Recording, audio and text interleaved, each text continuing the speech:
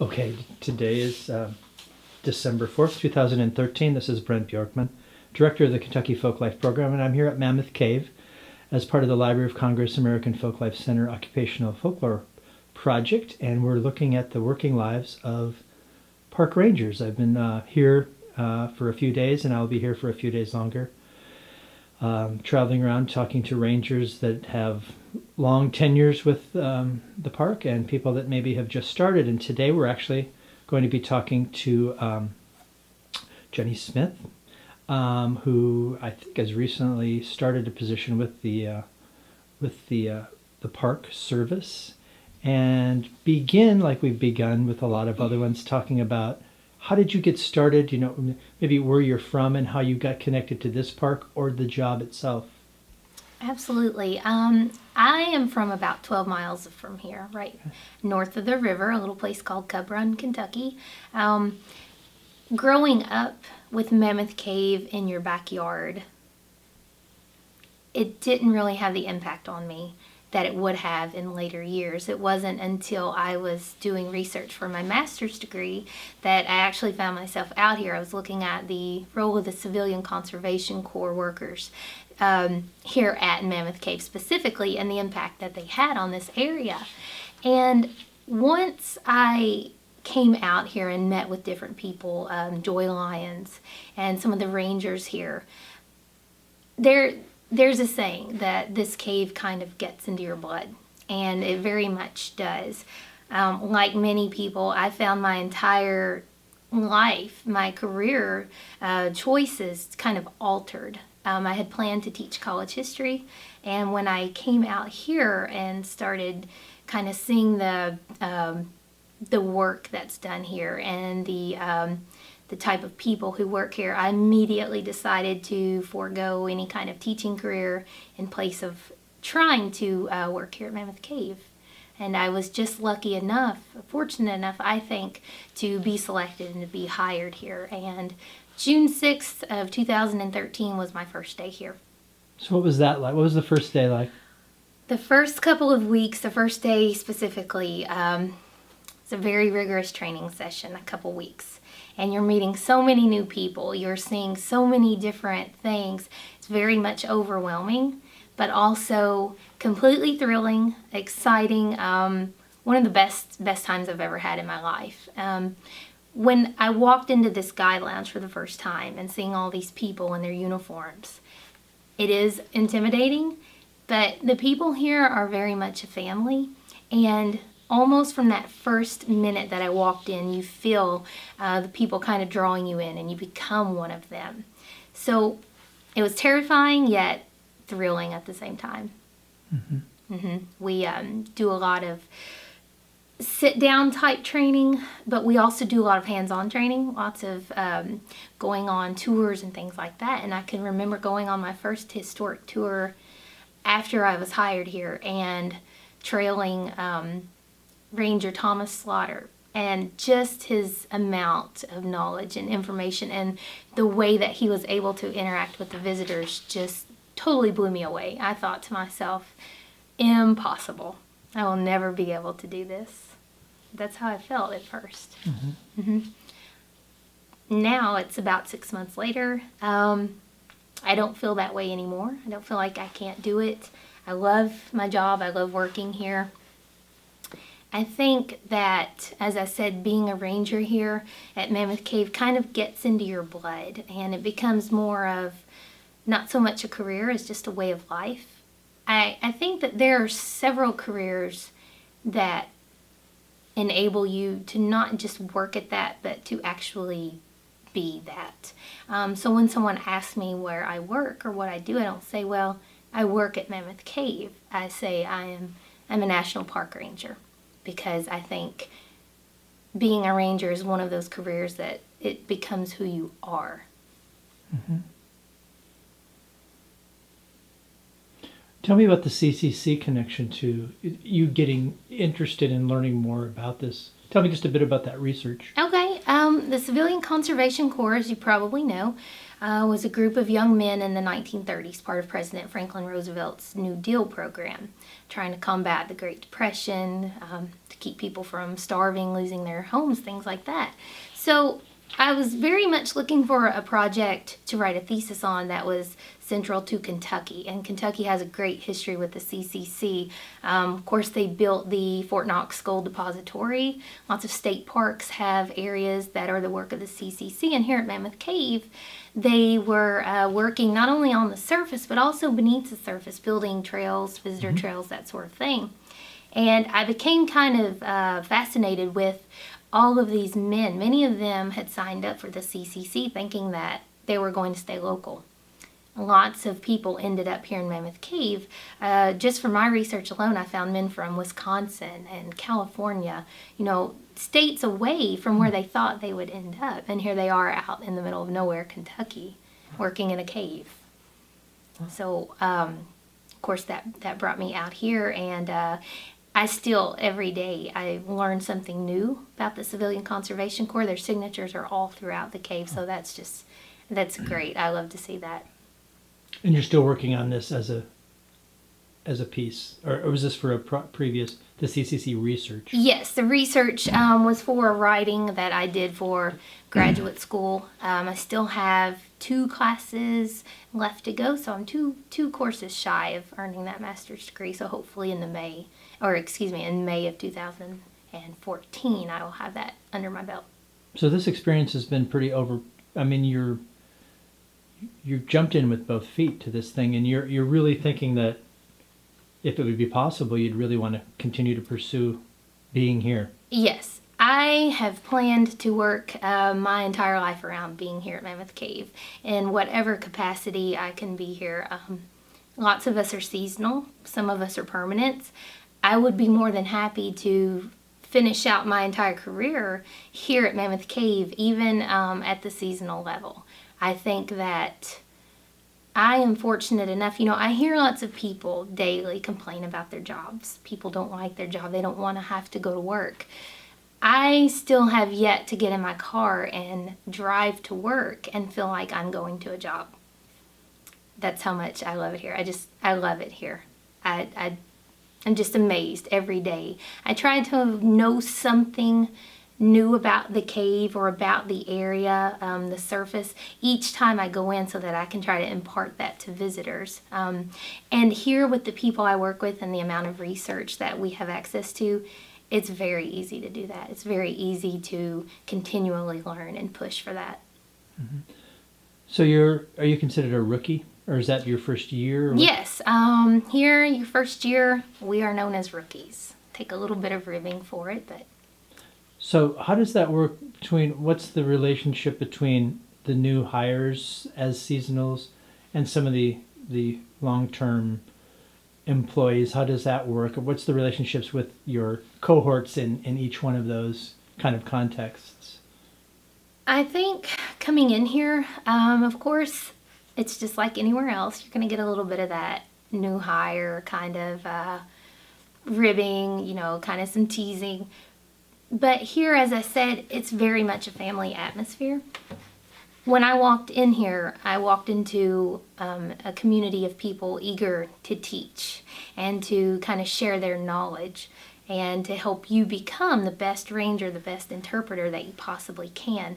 So I have not had the experience that anyone is kind of standoffish about that or not happy to share this job with new people.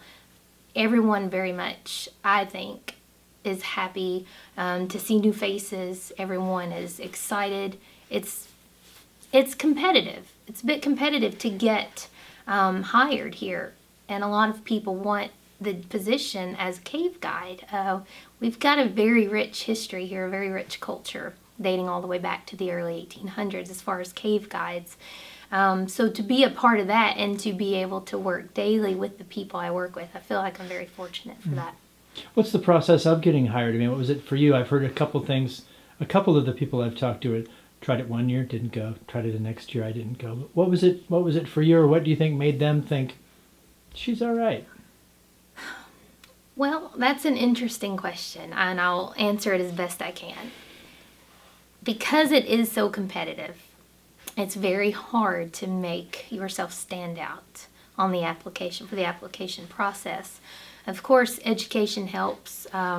Any kind of interest that you might have in Mammoth Cave, in this area, any kind of ties, of course they're good, but that doesn't guarantee anything. That just shows them that yes, you're interested, you like the place.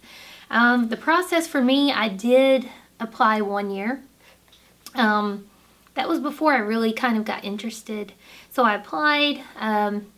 You get emails to kind of update you on your status. So you might apply, not hear anything for a little while, and the first year I applied, I kind of forgot about it until I got an email that said that I had been, let me see, how was it? I had met the minimum requirements, so my application had been sent on to the hiring agency. So I thought, well, that's good. That's kind of neat. A few weeks later, I got the email that said, even though I was, let's see, what's the word? Even though I was, I'm sorry, I just went blank. That's right. I just went blank. Okay. I was, what's the word? Gosh, I'm sorry. You can edit this, right? Yeah, absolutely. Okay. Qualified. Okay. So a few weeks later, I did get the email that said I was qualified for the position, but not selected. So that was a bit of a letdown. And the next year turned out to be my year. This was also the year that the sequester happened, all those budget cuts. So after I applied, about a month later, the word of that came down. And I thought, well, that's it. There goes my last chance. And about a month after that, I actually got a call from Joy, and I was sitting in a local restaurant in a place called Glasgow when Joy called me. I was so excited. I didn't care what she was offering, what the position was. I was just so excited to be offered a job here that I immediately said yes. I called everyone I knew. I spilled my drink all over some guys who were eating nearby. They were nice about it when I explained to them why I was excited. But that was in April of 2013, and the rest has just kind of been a very, very fun and very exciting blur. Mm-hmm. The summer has went by very fast. Oh, I'm sure. So tell me what you've learned throughout the summer as far about yourself and about what it really what kind of qualities you need to be bringing forth in yourself to be what you think is a good guide, or what is a good park ranger or a good guide? I think a good guide, a good park ranger, is someone who can relate not only to the area. I have very, very strong ties, not just to the cave, but to the area, just things that I feel personally. We have lots of trails out here, so I spend a lot of time out here when I'm not working on the trails, hiking or running. I think to be a good guide, you need to have that connection with the resource. But I think you also have to be able to impart your passion and your knowledge for the cave or any park. You have to be able to impart that and express that to your visitors and to spark something in them. When they come here, they're not here to see us. They're here to see the cave. We're just here to tell them. It's our job to find that one instance, that one story that they might hear that allows them to relate and to make a personal connection with this place that in a lot of cases they've never been before. I think it's very important to like what you're doing. In my case, as I've said, my enthusiasm sometimes can probably be a bit annoying just because I'm so happy. I'm so excited to be here. I would do this job, I would do this job without pay if that were the only option I had, because I do love it that much. So I think having a passion is very important. I think it's part of being a ranger. It's also important, I think, to kind of emphasize to people what an important place this is, not only in relation to the local area, but also to the United States and even worldwide. You know, we are a World Heritage Site here and an international biosphere. A lot of people can relate to that, whether it is the biology, the geology, the science, or even the culture, the history here. What are some stories that you found that are effective when you're talking to people that really, is there an example that you know, like, you know, I haven't been here that long, but when I say that, that really works? I like, on a historic tour, I like to tell the story of Stephen Bishop and the slave guides. I think... Give us a piece of that one. Okay. For example, if we are at the giant's coffin, deep in the cave, I will light my lantern, turn all the lights out. And do you want me to actually say what I would say? Sure, give me a piece of that. Okay. I have a quote that I like to read when I'm talking about Stephen Bishop. Of course, Stephen Bishop, 17 years old whenever he began guiding tours in this cave. He wasn't initially guiding because he wanted to be a cave guide. He was guiding because he had no other choice. As part of the property from the cave owner, Dr. John Cron, Stephen had no choice but to come into this cave. Eventually, he did, I believe, enjoy guiding. He explored about 20 miles of cave just on his own. And at first, it's very important to remember that Stephen is a slave. If you were coming here to Mammoth Cave to take a tour, you were coming here because you were one of the most wealthy people, not only in the United States, but in the world. People from Europe were coming over here. At first, Stephen would probably not make eye contact with you on the surface. It was not his role, and it wasn't your role as a wealthy person. You don't do that. You don't make eye contact with the slaves. It's just not appropriate. Eventually, Stephen, being the personable guy that he begins to speak several languages, Latin and Greek. He can converse with people. He follows along with the geology. He follows the science of the cave. And eventually, people go home and they write about their trip to Mammoth Cave. They write that they left their name on the cave walls with smoke from a tallow candle. Those things are written about in travel journals and articles. So Stephen becomes very famous, and eventually people don't come here to take the Mammoth Cave tour. They come to take the Stephen Bishop tour. And I carry a quote in my pocket. A writer and poet named Bayard Taylor in the 1850s wrote a book called Home and Abroad.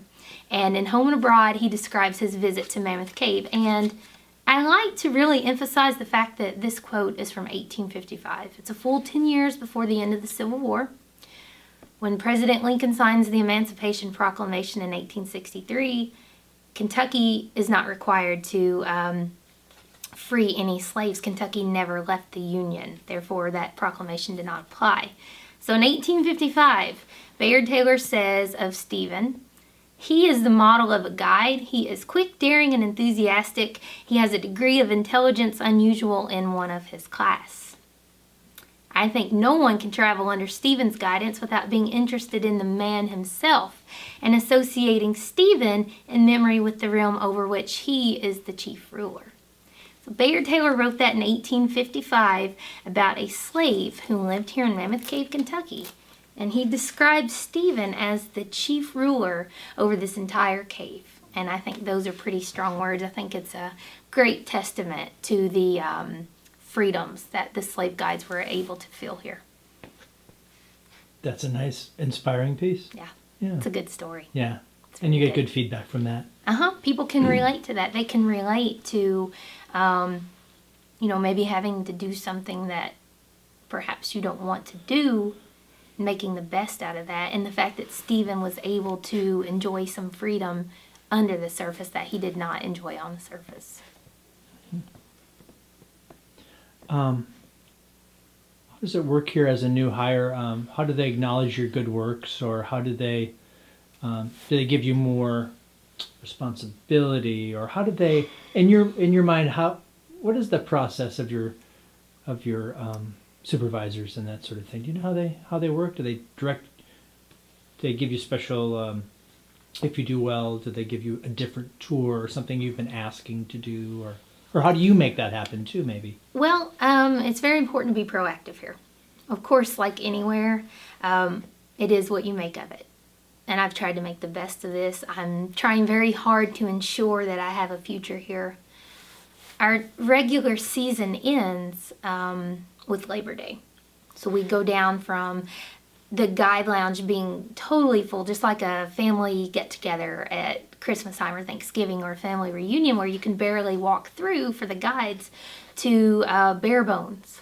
Staff is cut quite a bit. And I think maybe being asked to work a little bit past that date is an indication that perhaps you've done a good job. This summer I was allowed to go on the River Styx tour, which kind of deviates. It's a tour that's not offered in just a very short time, but to be allowed to go on that tour and lead that tour, I think is maybe an indication that things are going well, that sort of thing. I'm hopeful to begin crawling in the future. I would like to lead some of the crawling tours, that sort of thing. So I think, more responsibility does show that your supervisors have confidence and faith in your abilities as a ranger. Mm-hmm.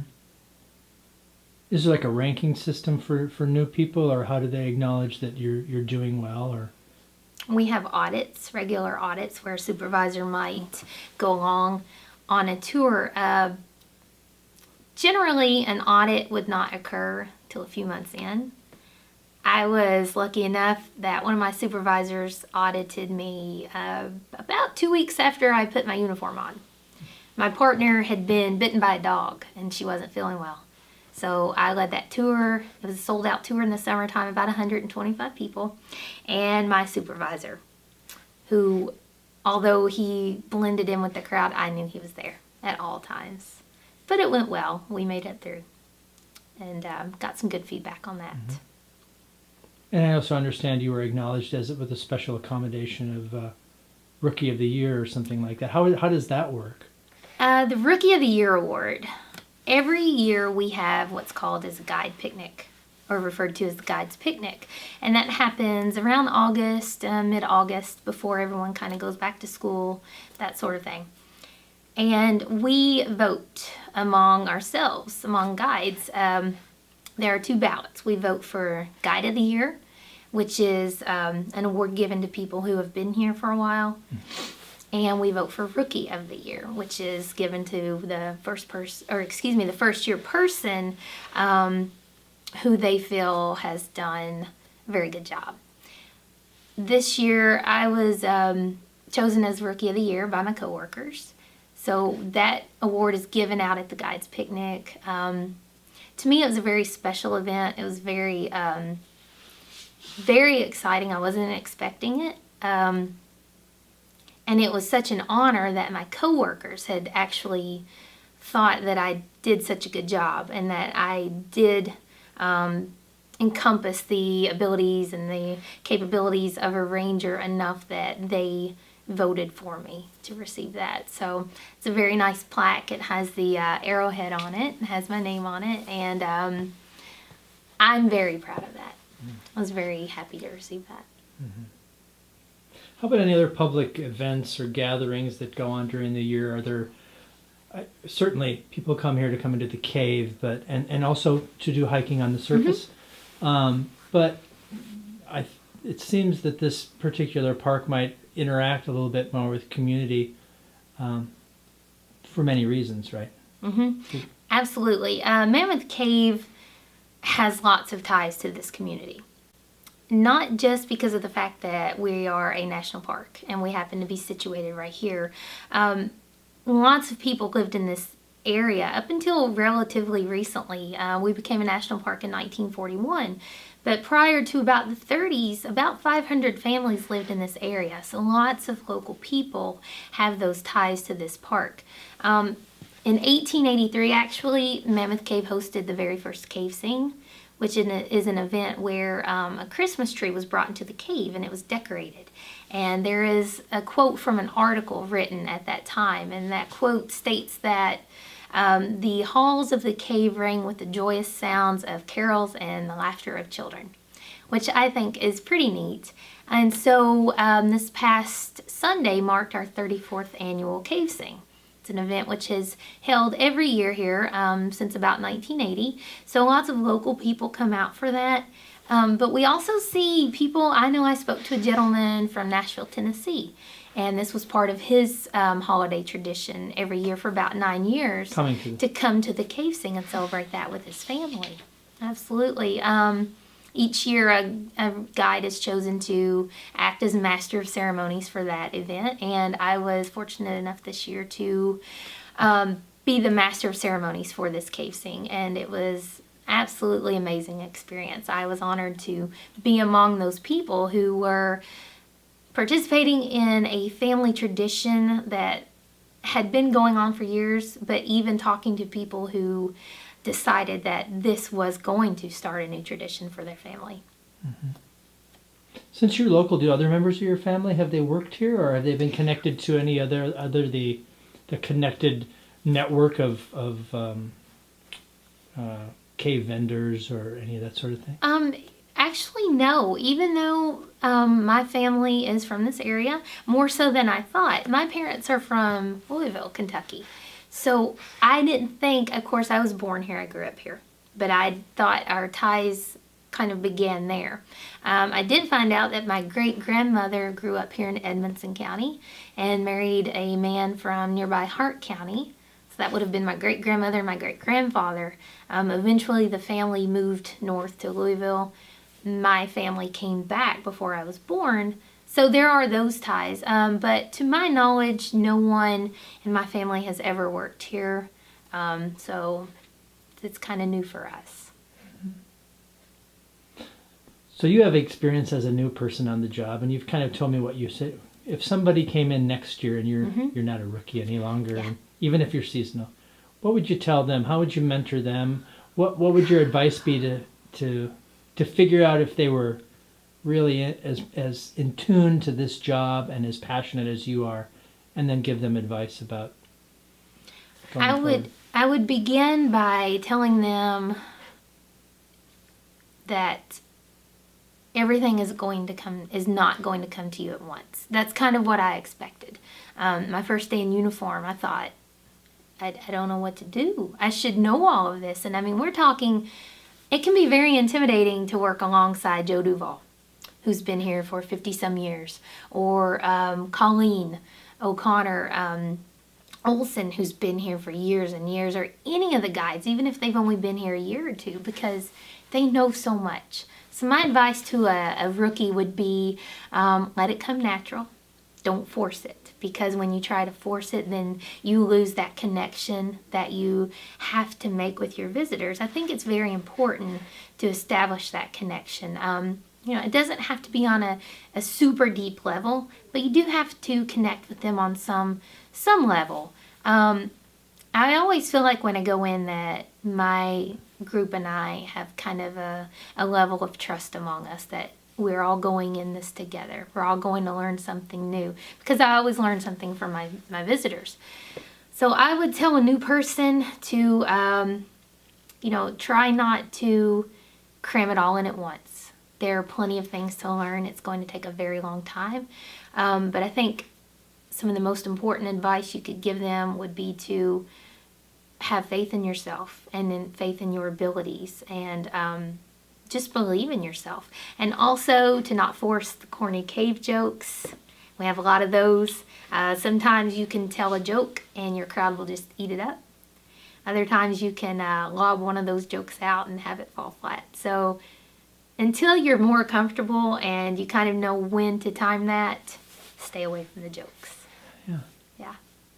Have you had a bad experience that way? Not so much a bad experience. I have, when you're new and you're just kind of trying to jumble in everything you've heard from all of these other guides who seem like they've been doing this for 200 years and know everything about the cave, you kind of try to throw it all in there. And sometimes you'll tell a joke, maybe the audience doesn't quite get it. And you have to say, okay, that's a joke, guys. Mm-hmm. And then they laugh, but it's a pretty laugh. very much. Have you had to troubleshoot anything that you were like, oh my gosh, this has happened? I'm thinking, I've had these stories from people who've done it for years and years, so they always have a little something about something just being breathtaking and how emotional for them that they moved somebody that much, or something kind of tragic happened. You Or don't see something. it so much in the off season, but during the summertime, you get a little bit of everything. You get people who are claustrophobic that maybe they did not know they were claustrophobic until they got right at the cave entrance. It's very much off the cuff kind of work. A lot of times you might have an entire tour planned out in your mind and it goes totally off the rails, sometimes in a good way. There was a little girl here a couple months ago, and I was leading that tour, and my mom was actually here. It was the first time my mom got to see me work, so it was very special. And it was a sold-out tour. But I noticed in the rotunda as I'm speaking, there's a bit of a ruckus going on in the back, very loud, not really sure what's happening. So my partner lets me know when we begin to move again that there's a little girl back there, and she wants to be up close with me. It's kind of a tough situation. She was, it turns out, just from the course of the things that she said to me, because kids are so innocent, they want to tell you everything. I found out that she was a foster child. And so her foster mother was trying very much to take care of her and do all of these good things with her. And I found out that she had a very rough life, and she was only about 8 years old. And she had seen things that, it still makes me kind of emotional. She had seen and heard things that you and I sometimes would find it hard to imagine. And over the course of this tour, she held my hand for the whole time, and her foster mother was right behind us. And, we were talking, and she was apologizing to me. She said, sometimes I get really excited, and I do things that my mom doesn't really want me to do, but I just get so excited. I have a hard time controlling myself. And I just thought it was so sweet, because here she is being honest. She's had a very hard life, and she just had such a good time with us, I think. When we came out, she was, of course, hugging us. She wanted to try my hat on, so we took some pictures, and she got to wear my hat. And I always carry a mini mag on my belt. It's one of my backup lights. And so she had been carrying my flashlight through this tour, and I felt like it was only natural to give her that flashlight, so that maybe whatever comes about for her, she can maybe remember the time she spent here, and always have that positive memory, and know that someone does believe in her and believe in her capabilities for the future. Very good. Wow. Do you have any other thoughts about being a rookie, almost transitioning into not? When do you quit being a rookie? I will not be a rookie when we come back for the new season. Okay. So, spring, summer, Okay. I'll be seasoned. Right. So, you have any thoughts about either what your thoughts would be when you're seasoned, or your reflections back on this year? You've shared a lot about your passion, but do you have any encapsulating things you'd like to share? Just for me, this has been an amazing year. This is, when I first came in, all of these guides, you're just overwhelmed. I'll never be able to remember their names. There's so many. They all look alike. But that's not true. They all wear the same, yeah. We all have the same uniform. Fortunately, we also wear a name tag, so you learn names very quickly. Everyone was telling me in training in the guide lounge, this will be the best summer that you ever spend. And I thought, well, maybe, that might be pushing it a little bit. But they're absolutely telling you the truth. I think you could work for 200 years and spend a different year doing something different each year and never find a place with as much heart and as much, there's just something magical about this place. I know that sounds kind of corny, but it's true. Something about Mammoth Cave here, for your first year especially, will just be amazing. There's so much to learn. There's so much to do. The experiences are just out of this world. And not so much just the cave, but the people that we get to interact with, co-workers and visitors. I've heard it said it's like a second family. Oh, absolutely. Sometimes there's a saying that friends are the family that we choose. Well, Mammoth Cave is also a family that you choose. Everyone here, we've had kind of a rough summer here. We had one of our guides to pass away right after the season began.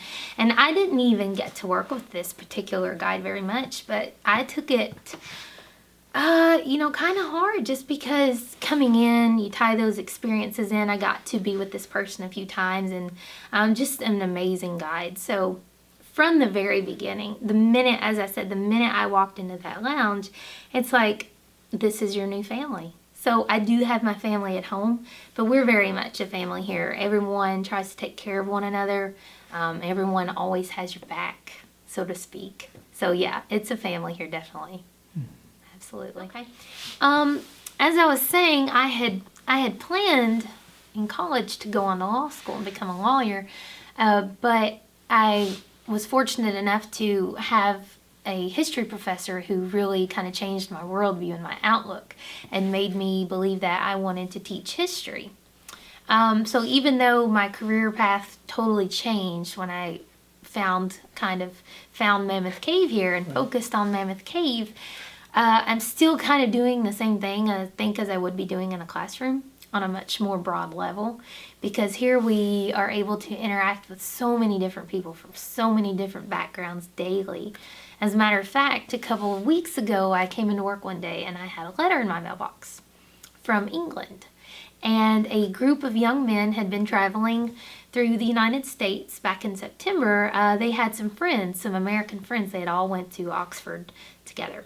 And those American friends were now getting married in Chicago. So these young guys were traveling from Nashville to Chicago, and they, at the last minute, decided to stop here at Mammoth Cave, and they joined me for a historic tour. So of course I talked about a lot of the things I like to talk about on a historic. Tried to share my passion for the cave and the park here. So a few weeks ago I get this letter, and it's from one of those young men who was on that tour. And he had written a very, very nice, very thoughtful letter, about 2 pages long, about how much they enjoyed their visit to Mammoth Cave. They didn't realize the historical ties here, that sort of thing. And he had actually been following the news, which, in October there were some government issues, the shutdown, and he'd been following that. And he was moved to the point of writing a letter all the way from England, and sending that to me to tell me that he hoped everything would resolve, that he couldn't imagine the impact that the shutdown was having on us as employees, not being able to come to work every day and share our enthusiasm and our passion. Yeah, it's one of the highlights of my year so far, so I'm going to keep that letter. He actually took a picture of one of the things I like to point out on my tour and sent that picture to me. So it's a nice keepsake. It's a very nice memento of my first year here. Well, that's just great. That's a great story about an experience that you had. Right. Touching a visitor. Mm-hmm. And not even realizing it. Right. And then months later, here it is. So. Right.